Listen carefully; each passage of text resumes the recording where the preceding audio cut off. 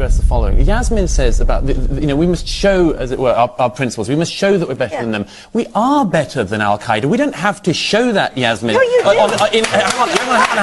Yasmin, just wait a second. But the point is what Yasmin is doing, and what many people are doing at the moment, is holding America and our allies to such a uniquely high standard that no society could ever live up to it. That even the worst enemy of a society has to be buried according to the customs that they would want. I can't raise it in me, Yasmin, to think that whether or not the customs around his burial were perfect in your eyes is the most important thing in the Bin Laden story. Then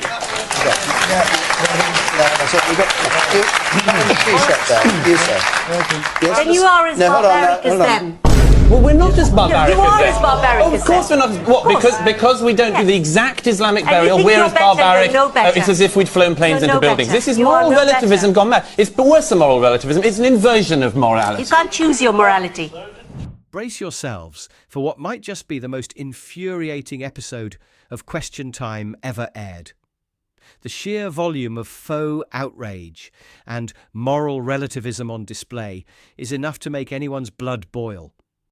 What's worse is that it's all cloaked in a guise of virtue, designed solely to garner public approval. One panellist even goes as far as declaring Islam a paragon of tolerance. Yes, that's right, in an attempt to fortify their argument. You couldn't script this level of absurdity if you tried. Today, we'll witness a masterclass in virtue signalling, where impossible moral standards are imposed on one's own people while ignoring inconvenient truths. This debate unfolded in the wake of Osama Bin Laden's death in May 2011, and given some of the opinions aired, it's no wonder things have unravelled so much since then. Thankfully, Douglas Murray brought much-needed clarity and reason to the table, though it's no surprise they were quick to limit his speaking time. Without further ado, let's dive into this chaotic spectacle together. Should Osama Bin Laden have been executed or arrested to face trial? Yasmin Al-Brown. He should have been taken. He was unarmed, we know that. If he'd been armed and posing a real danger, I can see the point of doing what happened. And I do understand those people who say at least they didn't throw bombs on an entire compound and so on. I think it demeans an exemplary democracy and an exemplary president with whom I fell a little in love when he was elected. He's shown himself to be the ugly American. This is not good. He should have faced a trial. We did it for the Nazis. We say this is what we believe in, the rule of law. He's degraded American democracy, and American democracy has been degrading itself, actually, through torture and rendition. So I'm really depressed about it.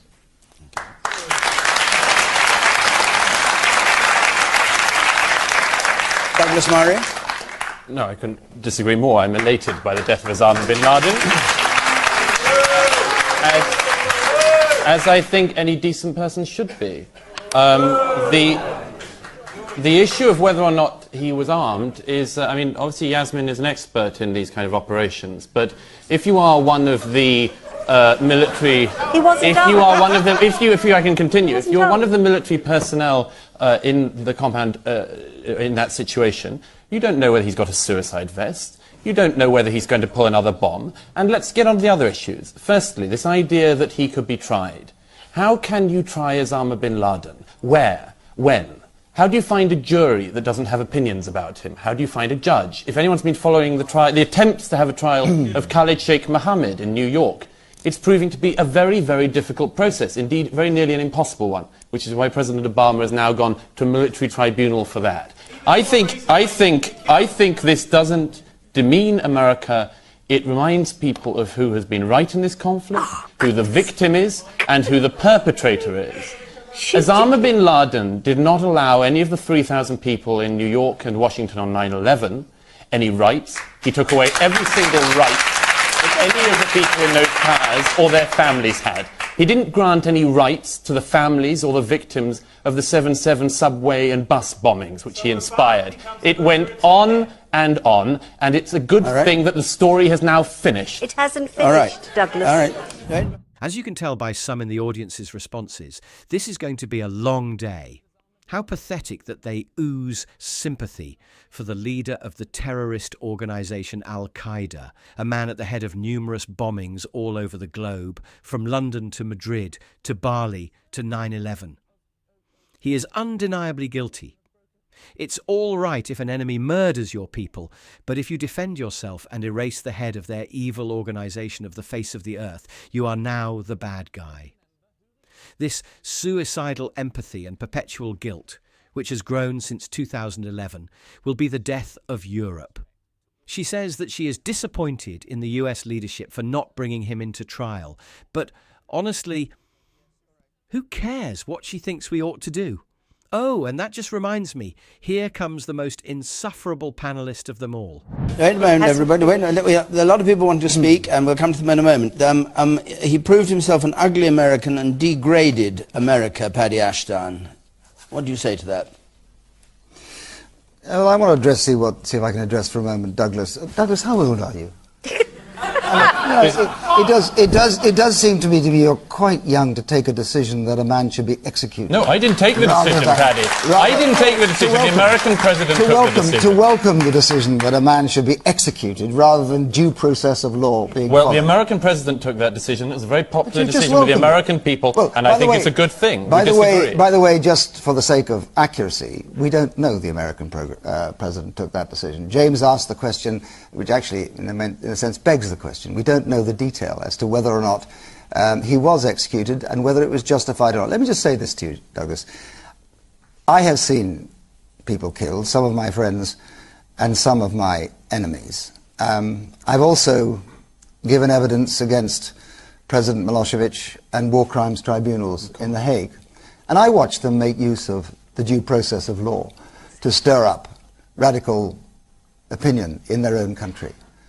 But I have to tell you that I cannot rejoice in the killing of any man, I've seen enough. Hang on a second. Now just let me finish just for a second. And let me make this very clear. I belong to a country which is founded on the principle of the exercise of the due process of law. I'm dedicated to that. And I have to say to you that it is not a good enough excuse to say that we will not follow due process because it's too difficult. To take that position is to undermine the very principle upon which this country stands, and to which I am dedicated. And if you allow somebody to be executed because the due process of law is too difficult to follow, you take a very dangerous step in exactly the wrong direction. Douglas, I'll come back to you. But the point that I really objected to was Douglas's point that he should have been executed. And that, it seems to me, is wholly wrong. But Paddy, this is because... But Paddy, you know, I grant you that you're older than me, but you saw the Milosevic trial. When Milosevic was on trial, it went on for years and years. He stalled and stalled, and he died whilst the trial was ongoing. Now, I'm not saying that executing Bin Laden in this circumstance is ideal, and I don't think that trying Milosevic in that case is ideal. I'm sorry, the law is difficult, but it's the law, and we should be following it. But this is an evolving body of law. You think it's law. So hang on a second. What are you saying? We should not have the due process of law followed because it happens to be uncomfortable. International law is an evolving body of law. It's not a rigid set of constructs like you pretended it does not allow nations to go and the Nuremberg precedent is not a valid one. There were all sorts of problems with the Nuremberg tribunals. That's recognised by lawyers now, and it's recognised by historians. We didn't also have an opportunity then to try Adolf Hitler. There are all sorts of problems. Paddy, if you just allow me to finish. There are all sorts of problems with trying somebody like Osama Bin Laden, and there are all sorts of problems with capturing him alive. But I wanted to say one quick thing. No, you've done several quick things. Hang on a moment. You'll have plenty of time, so we'll get a lot of questions on this. The woman in the centre at the back there, in red. That's you in the middle, yes. Hi. As someone who studied international humanitarian law for years, I advise you, Douglas Murray, to read the Geneva Conventions. This isn't about the Geneva Convention. You don't know that... My question... Douglas is absolutely correct. International law is an evolving body of principles, often more aspirational than enforceable. It lacks any real enforcement mechanism, relying instead on the voluntary compliance of nations. And when it comes to accountability, history reveals a stark double standard. The so-called losers of conflicts are punished for war crimes, while the winners conveniently sidestep those same standards, avoiding scrutiny with what can only be described as a political get-out-of-jail-free card. The concept of international law is noble, aiming to reduce the atrocities of war and create a semblance of global order. But the harsh reality is that it often functions more as a symbolic gesture than an actual restraint on power.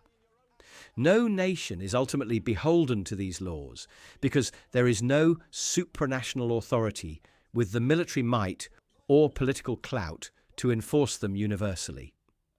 Compliance is selective, and enforcement depends largely on who holds the cards at any given time. Moreover, the lack of global consensus is a fundamental weakness. Different nations interpret and adhere to international law based on their interests, which often leads to disputes or outright non-compliance.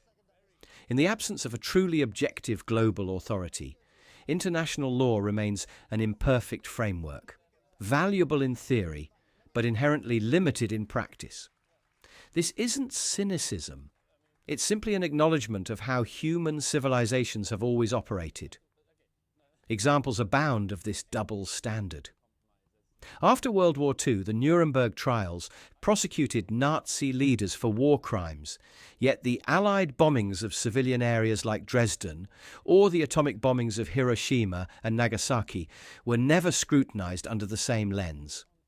Similarly, in modern conflicts, the US invasion of Iraq in 2003 was widely criticized as violating international law, but no enforcement mechanism held the US accountable.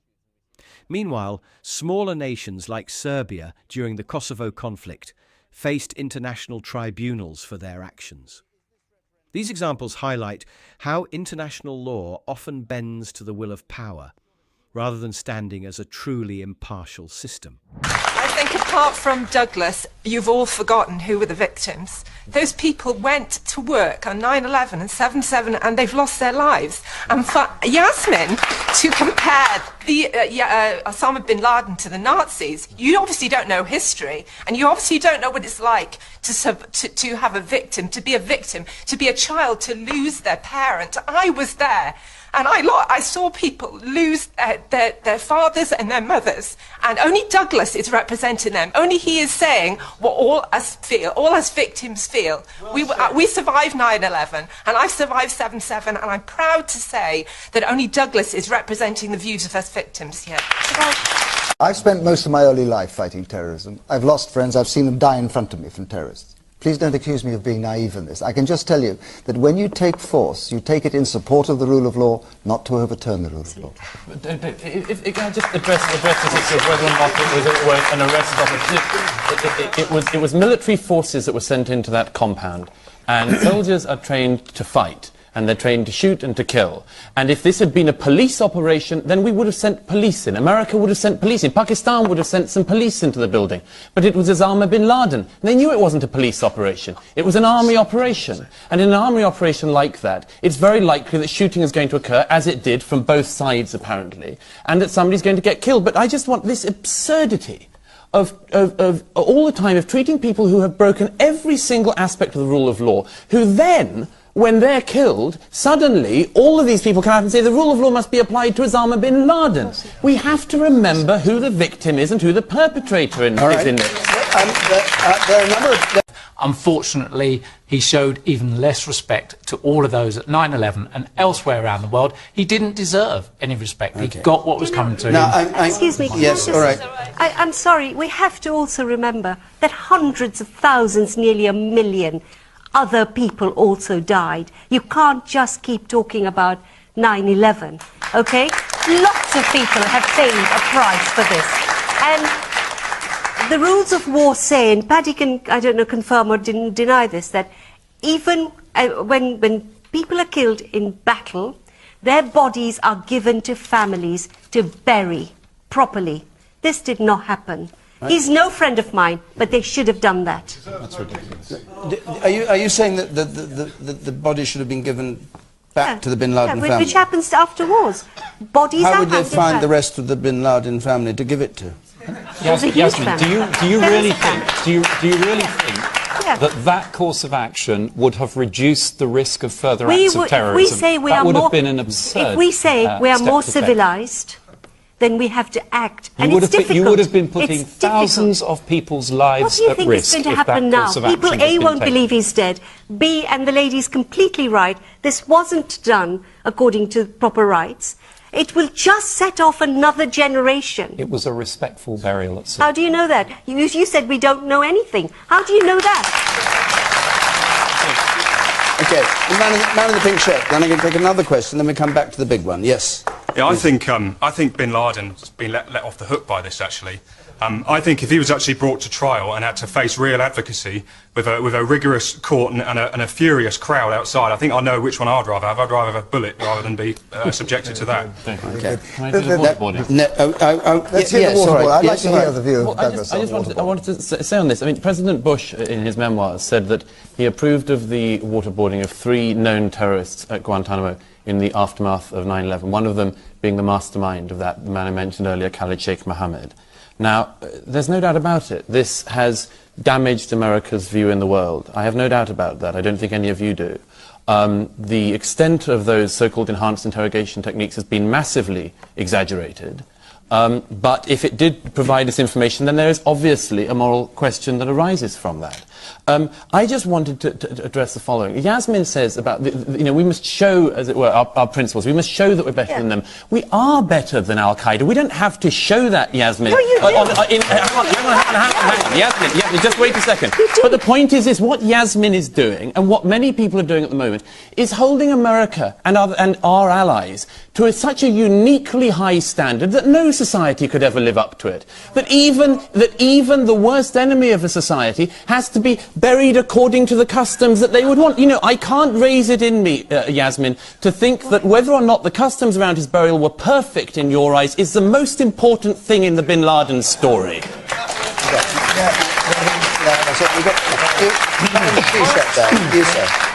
Then you are as barbaric as them. Well, we're not as barbaric you are as them. as barbaric Of as course them. we're not. What? Because we don't do the exact Islamic And you burial, think we're you're as better, barbaric. you're no better. It's as if we'd flown planes You're into no buildings. better. This is You are moral no relativism better. gone mad. It's worse than moral relativism. It's an inversion of You morality. can't choose your morality. Bits. You can't choose bits of it. Well, you do. I don't. You do, I and live you decide to apply moral norms to societies that you dislike, which you wouldn't apply to others. I'm critical of all people who behave barbarically. And some worse, We are not some more than better. others, yes. No, it's some not worse true. than others. Now it seems we must prove ourselves to other societies and cultures, seeking their approval like obedient pupils, and ensure every action we take meets their standards. Otherwise, we're accused of being just as barbaric as terrorists. When exactly did this woman become the ultimate moral authority for the Western world?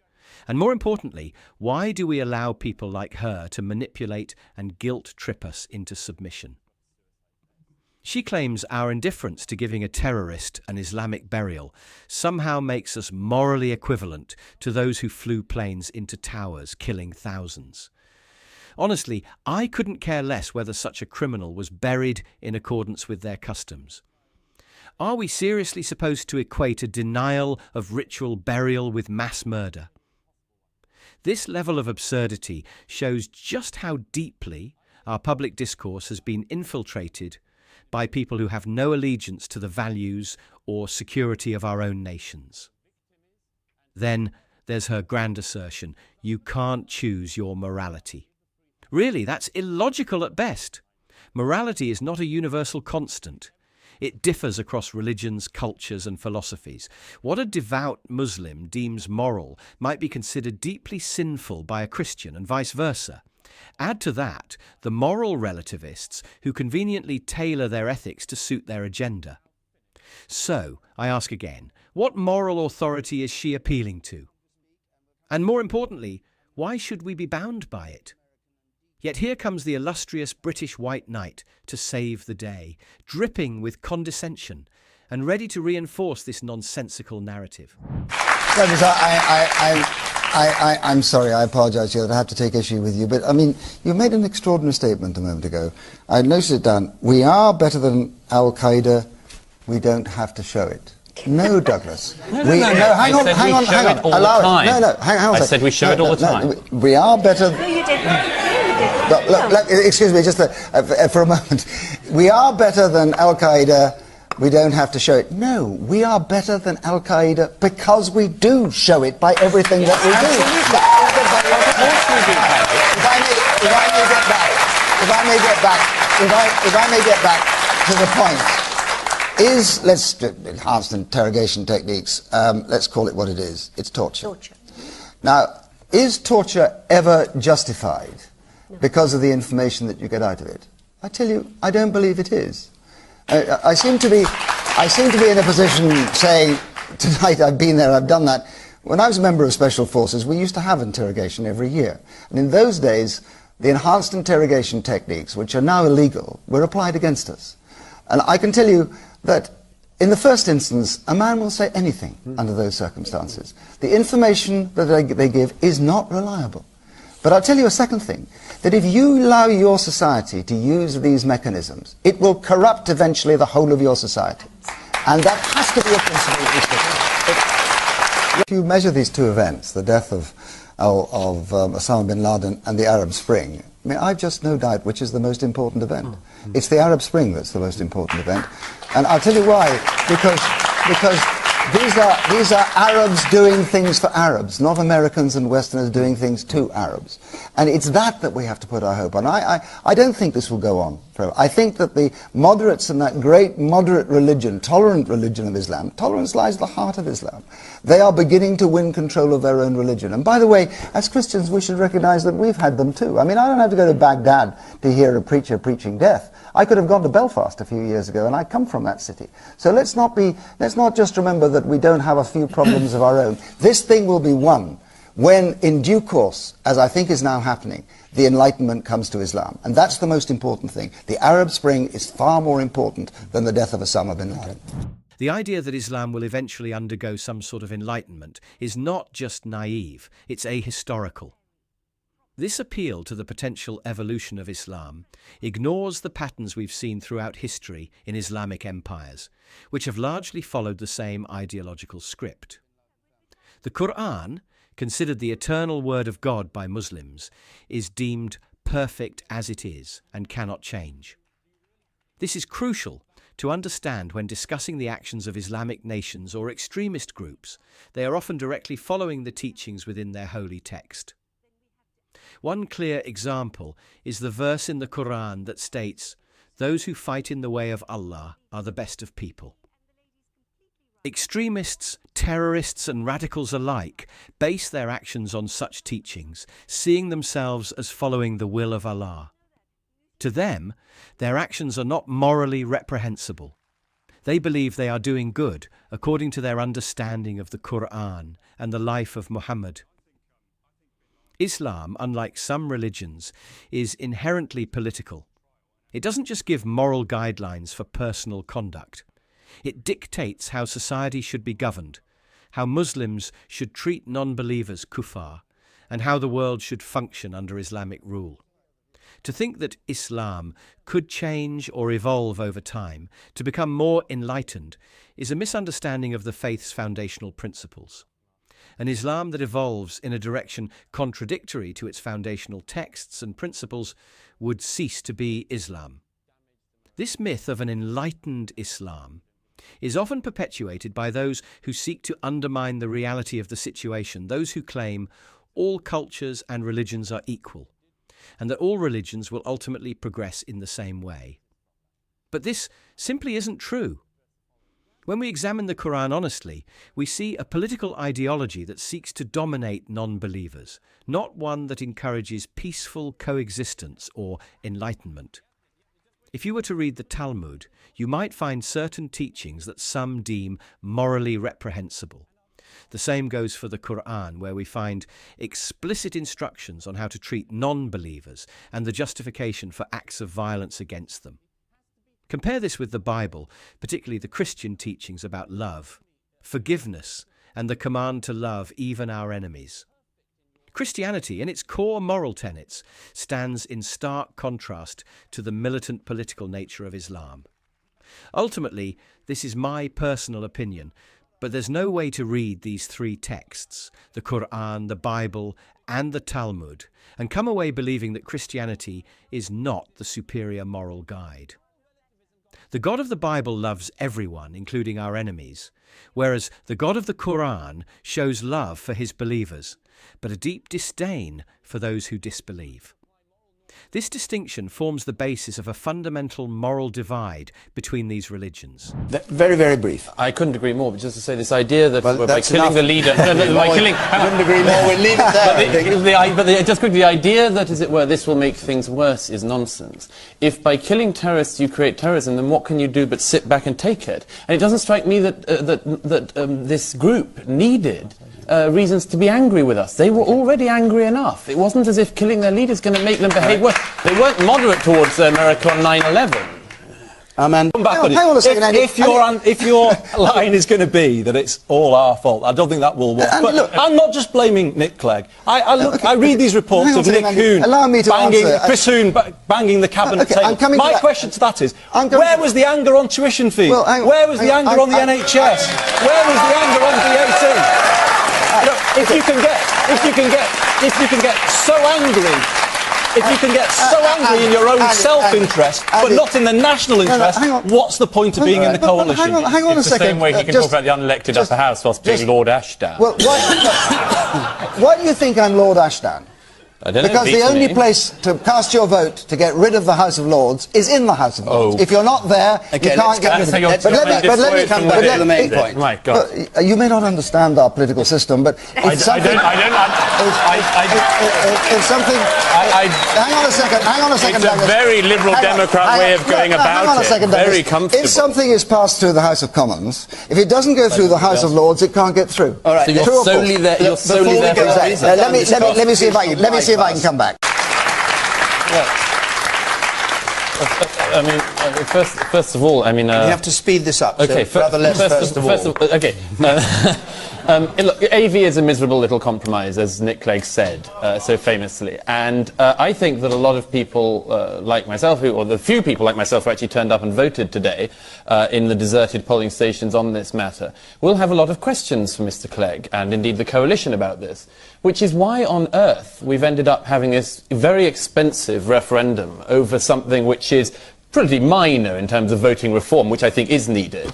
And this country has never had a referendum on any of the important issues in recent years. We've never had an referendum, for instance, on whether or not we can keep our sovereignty. We've never had a referendum about whether or not we can stay in Europe. I don't want to be brutal, but is this referendum, if it goes wrong for Nick Clegg, a judgment on the Liberal Democrats? I'm sure it will be seen as that, and I'm sure that he will come to a terrible end, and he'll end up being shunted off as a European commissioner. Okay. Thank you for sticking with us until the end. I'd love to hear your thoughts on this debate. Do you agree with Douglas Murray's points, or do you see things differently? Drop a comment below and let's get the conversation started. And of course, don't forget to hit that like button and subscribe. It really helps out with the algorithm. If you enjoyed this video, here's another one.